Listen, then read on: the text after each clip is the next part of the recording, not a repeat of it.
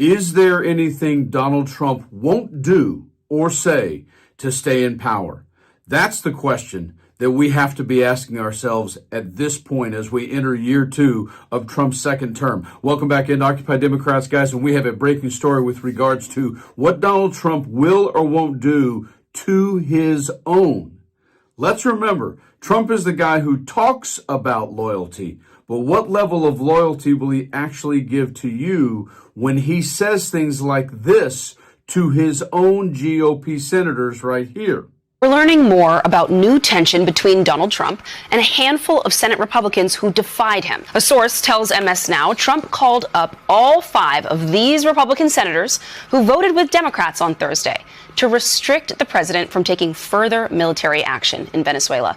And he berated, quote, more than one of them. Trump also blasted them online, saying they, quote, should never be elected to office again. Sometimes these cabinet meetings are anything but boring, but the fact that Kristi Noem did not speak after everything that's transpired, the tragedy in Minneapolis, what does it signal to you?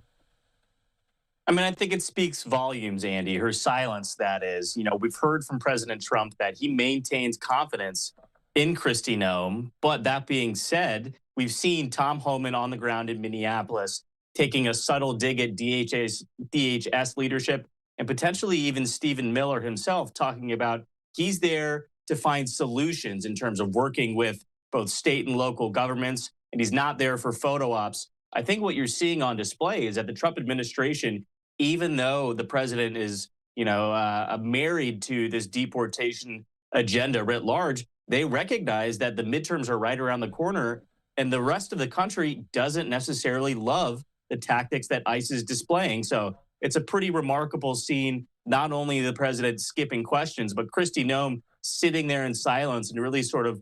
The president is now calling on Sessions to drop out of the Alabama Senate race. Jeff Sessions was a disaster as Attorney General. Should have never been Attorney General. He's not qualified. He's not mentally qualified to be Attorney General. He was the biggest problem. We're going to find the leakers.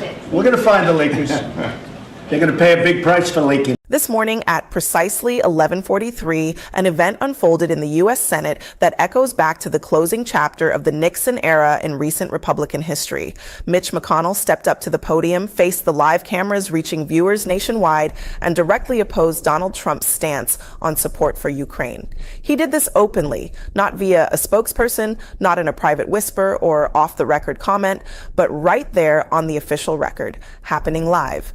As soon as he spoke, the foundation of the Republican Party began to shake. In less than 2 hours, it spread beyond McConnell. Key Republican figures joined in one after another. Names like John Thune, John Cornyn, Susan Collins, and Shelley Moore Capito. Each came forward